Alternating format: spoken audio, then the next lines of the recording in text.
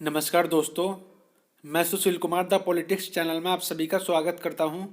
इस चैनल को लाइक करें, सब्सक्राइब करें, कमेंट करें और शेयर जरूर करें। देखिए, आज एक कोर्ट की मीटिंग हुई थी जिसमें कि जैसा कि आपको पता है कि इस कोर्ट की मीटिंग में यूएस, इंडिया, जापान और ऑस्ट्रेलिया शामिल हैं। तो उनकी फॉरेन मिनिस्टर की एक मीटिंग हुई थी जिसमें कि ये कोर्ट के मेंबर्स ने काफ़ी ज़्यादा आलोचना की थी नॉर्थ कोरिया की। इसकी वजह से इंडिया को भी नॉर्थ कोरिया की आलोचना करनी पड़ी है और ये हिस्ट्री में पहली बार हुआ है जब इंडिया ने नॉर्थ कोरिया की आलोचना की हो किसी भी मामले को लेकर। नहीं तो इंडिया साफ हाथ रखता है इस मामले में कि वो नॉर्थ कोरिया की बिल्कुल भी आलोचना वगैरह नहीं करता है। हिस्ट्री में आज पहली बार ऐसा हुआ है कि कोर्ट की मेंबर्स की वजह से इंडिया को भी इसमें नॉर्थ कोरिया की आलोचना करनी पड़ गई है। और जैसा कि आप द इंडियन एक्सप्रेस का आर्टिकल देख पा रहे होगे, Quad foreign minister meet resolve to work free open Indo Pacific. तो देखिए, इस पर काफ़ी ज़्यादा इंडो पैसिफिक पर बात भी हुई है कोर्ट के मिनिस्टर्स की, फॉरेन मिनिस्टर्स की। और देखिए, ये कोर्ट के जो राष्ट्रीय अध्यक्ष हैं, इन सब की मीटिंग होगी मई में, वो भी जापान के अंदर। जैसे कि आप ये इनका आप आर्टिकल देख पा रहे हो, Biden looks to visit Japan in May for Quad summit. तो देखिए, अभी तक एक भी बायोलेटरल मीटिंग नहीं हुई है, उसके लिए अब ये मई में जाएंगे। बायोलेटरल मीटिंग होगी चारों की कोर्ट की, जिसमें काफ़ी सारे देखिए आप, एक तो इंडो पैसिफिक भी ले लीजिए, टेरर भी ले लीजिए और काफ़ी सारी और भी चीज़ों पर बात होगी जो कि काफ़ी ज़्यादा अच्छा है इंडिया के लिए। और देखिए, मैं आपको एक बात और बता दूं कि नॉर्थ कोरिया के मामले में हम ज़्यादा पढ़ते नहीं हैं, लेकिन इस बार हमें इनकी आलोचना करनी पड़ गई है। तो मैं आपको समझाता हूँ उससे क्या क्या प्रॉब्लम हो सकती है या इससे क्या प्रॉब्लम नहीं होगी। तो आपको समझने में ज़्यादा आसानी होगी और आपको अच्छा भी लगेगा सबको समझ कर। पहले तो मुझे एक बात यहाँ पे समझ में नहीं आ रही कि जो वर्ल्ड मीडिया है वो सारी जो कोर्ट में और भी बातें हुई हैं उन सबको छोड़कर एक बात को लेकर ज़्यादा हेडलाइन बना रहा है कि इंडिया ने नॉर्थ कोरिया की आलोचना की है। जैसे कि आप ये देखिए, ये इजराइल का न्यूज़ चैनल है द जेरूसलम पोस्ट, उसने भी ये सब कुछ टॉपिक्स उठाए हैं कि इंडिया ने नॉर्थ कोरिया की जो आलोचना की है यूएस के साथ मिलकर, यूएस, जापान और ऑस्ट्रेलिया के साथ मिलकर। क्योंकि आपको पता ही होगा कि नॉर्थ कोरिया काफ़ी ज़्यादा बैलिस्टिक मिसाइल पे वर्क करता जा रहा है दिन पर दिन। और देखिए, उसको चाइना का भी साथ काफ़ी ज़्यादा मिला हुआ है। देखिए, जैसा कि आपको पता है, ऑस्ट्रेलिया और जापान काफ़ी पास पड़ते हैं नॉर्थ कोरिया के। और जितने भी वो बैलिस्टिक मिसाइल्स का टेस्ट करता है तो जापान के पास करता है, जिससे कि जापान को काफ़ी ज़्यादा प्रॉब्लम होती है। और अमेरिका भी इस बात से काफ़ी ज़्यादा परेशान है कि वो इतनी ज़्यादा मिसाइल टेस्ट क्यों कर रहा है दिन पर दिन, और उसी की वजह से ज़्यादातर प्रॉब्लम होती है। देखिए, इंडिया को तो कोई खास प्रॉब्लम नहीं है अभी इससे, लेकिन जब आज इंडिया ने जो स्टेटमेंट दिया उसके बाद शायद प्रॉब्लम हो सकती है। मैं आपको बता देता हूँ। जैसा कि आप भी सोच रहे होगे कि अगर हमने स्टेटमेंट दिए तो क्या नॉर्थ कोरिया भी हमको लेकर कोई स्टेटमेंट दे सकता है। तो देखिए, मैं बताना चाहूँगा कि हाँ, जैसे कि अभी तक हमने अग्नि 5 मिसाइल का जो टेस्ट किया था तो खाली चीन ही था कि वो बार बार बोल रहा था कि ये हानिकारक है, इसके दुष्परिणाम निकलेंगे, इस तरह की बातें, और हमारे मिसाइल सिस्टम को रोकने की बात करता रहता था।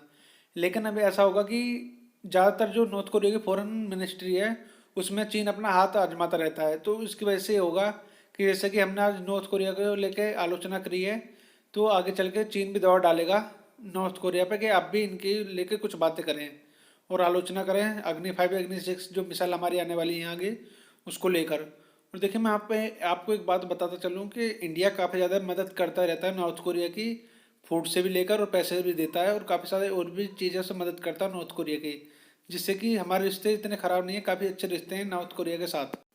देखिए, क्या हुआ कि यूएस के जो फॉरेन मिनिस्टर थे उन्होंने काफ़ी ज़्यादा कोशिश करी कि इस मीटिंग में यूक्रेन का मुद्दा उठाया एक दो बार, लेकिन इंडिया ने साफ मना कर दिया कि हम यूक्रेन को लेकर कोई बात नहीं बोलेंगे। जैसे कि आप ये हिंदुस्तान टाइम का आर्टिकल देख पा रहे हो, US to raise Ukraine issue during Quad meeting. तो इंडिया ने साफ साफ मना कर दिया कि हम इस मामले में ना यूक्रेन की तरफ रहेंगे, ना रशिया की तरफ रहेंगे, ना यूएस की तरफ रहेंगे अभी के टाइम के लिए। तो क्योंकि आपको पता है हमारे रशिया से भी काफ़ी ज़्यादा अच्छे रिश्ते हैं और अमेरिका के साथ भी काफ़ी ज़्यादा अच्छे रिश्ते हैं। तो हम नहीं चाहते कि दोनों में से किसी के साथ भी हमारे रिश्ते बिगड़ें। तो इसलिए इस मसले पे कोई बात होने ही नहीं दी इंडिया ने। और और देखिए, इन्होंने जो लास्ट टाइम पे भी बोला था कि हम एक बार नोटिस डाल देते हैं, जो मीटिंग का जो सार होता है उसमें पोस्ट करते हैं ना पूरी मीटिंग, तो उसमें बोला कि एक बार इसके मसले को डाल देते। तो इंडिया ने बिल्कुल मना कर दिया। और देखिए, मैं आपको एक बात बताऊँ, मैं पर्सनली तौर पे फॉरेन मिनिस्टर को काफ़ी ज़्यादा पसंद करता हूँ, एस जयशंकर को। क्योंकि वो जो फॉरेन मिनिस्ट्री है उसको काफ़ी अच्छी तरह संभाल रहे हैं। देखिए, यहाँ पे यूक्रेन के मसले को तो उठाने नहीं दिया, लेकिन इंडिया ने अपने फायदे के जो मसले थे वो राइज करे इस मीटिंग में। जैसे कि आपको पता है कि 26/11 हुआ था मुंबई में और पठानकोट हुआ था, वो दोनों टेरर अटैक को लेकर इंडिया ने यहाँ पे स्टेटमेंट दिलवा दिए इन चारों कोड कंट्रियों से। और देखिए ये इंडिया के लिए काफ़ी बड़ी डिप्लोमेटिक विक्ट्री है, क्योंकि देखिए हमने यूक्रेन का मामला बिल्कुल भी नहीं उठाने दिया, जिससे कि हमारे रशिया के साथ संबंध खराब होने से बच रहे हैं। और हमने पाकिस्तान को भी इस समय घसीट लिया, क्योंकि क्योंकि सारा का सारा जो आतंकवाद आता है वो पाकिस्तान की तरफ से आता है, क्योंकि हमने उसके प्रूफ भी दिखाए थे और दिए भी थे। लेकिन पाकिस्तान इन सबको मानता नहीं है, वो अलग बात है। तो हमने इसमें 26/11 मुंबई अटैक और पठानकोट वाले मामले को पूरी तरह से स्टेटमेंट दिवा दी थी तीनों चारों कोर्ट कंट्रियों से, क्योंकि तीन तो अलग कंट्री और एक इंडिया था। इंडिया ने ही बोला था और इस सब में मान भी गए थे, और इन्होंने एक जॉइंट स्टेटमेंट भी दी है इस सब को लेकर। देखिए टेररिज्म को लेकर तो हमने काफ़ी बड़ी विक्ट्री हासिल कर ली है इस मीटिंग में। और मैं आपको एक बात और बता दूं कि प्रॉब्लम होने वाली है मई में। अगर यूक्रेन में युद्ध की स्थिति बनती है तो मई में हमें सबसे ज़्यादा प्रॉब्लम होगी, क्योंकि हमारे रशिया के साथ संबंध हैं और उस समय हमें कोई ना कोई बयान तो देना पड़ेगा रशिया को लेकर या यूक्रेन को लेकर, क्योंकि उस समय हमारी मीटिंग है, face to face bilateral meeting होगी कोर्ट की। तो उस समय दबाव में आके हमें साथ मीटिंग में बयान भी देने पड़े, वो तो हम देखेंगे नरेंद्र मोदी जी क्या करेंगे क्या बोलेंगे, उस समय की बात उस समय पर छोड़ते हैं। लेकिन अभी सब कुछ ठीक चल रहा है। देखिए जो आपके सामने जो पेज है इस टाइम आया हुआ है वो ऑस्ट्रेलिया फॉरेन मिनिस्ट्री का ऑफिशियल पेज है, और जिस पे इन्होंने जॉइंट स्टेटमेंट दी हुई है। मैं आपको पूरी स्टेटमेंट पढ़ के सुना देता हूँ एक बार। Quad cooperation in the Indo Pacific, joint statement by the foreign ministry of Australia, India and Japan and the secretary of state of the United State, 11 February 2022। देखिए स्टेटमेंट दी गई है इंडो पैसिफिक को लेके कि इसमें हम सब सहायता करेंगे और एक दूसरे का सहायता करेंगे और एक दूसरे के काम आएंगे इस सब को लेकर। देखिए यहाँ पे जो कोर्ट की मीटिंग हुई थी उसमें एक खास बात लेकर ये नॉर्थ कोरिया को जो संदेश दिया गया वो ये दिया गया कि ज़्यादा मिसाइलों को टेस्ट ना करें, इसी की आलोचना की गई है।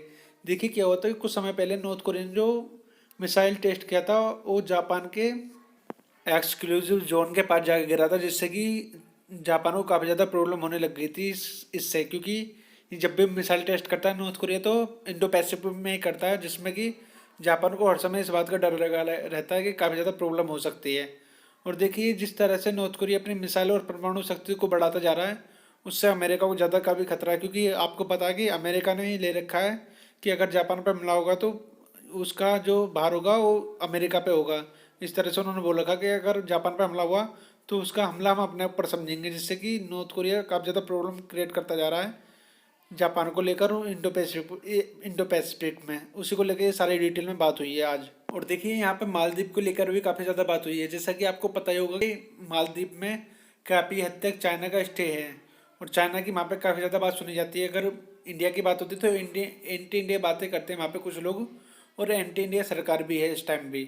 तो देखिए इंडिया भी काफ़ी ज़्यादा सहायता करता जा रहा है मालदीव की और अपना सुधारने की कोशिश कर रहा है रुतबा और सॉफ्ट पावर मालदीव में। लेकिन क्या हो रहा है कि अब चारों कोड कंट्री सोच रही हैं कि अब ये मालदीव में भी जाएं और अपना भागीदारी निभाएं, जिससे कि एंटी चाइना कुछ लोग खड़े हों और एंटी चाइना गवर्नमेंट आए, जिससे कि कोड कंट्रियों को काफ़ी ज़्यादा बेनिफिट होगा इंडो पैसिफिक में। क्योंकि इंडो पैसिफिक कंट्रोल में आ गया तो ये चाइना ज़्यादा आगे पीछे भागने की कोशिश नहीं करेगा, वो एक जगह स्थिर रहेगा और ज़्यादातर मालदीव की वजह से ही कंट्रोल में हो जाएगा, क्योंकि एक जोन में कंट्रोल हो जाएगा पूरा का पूरा।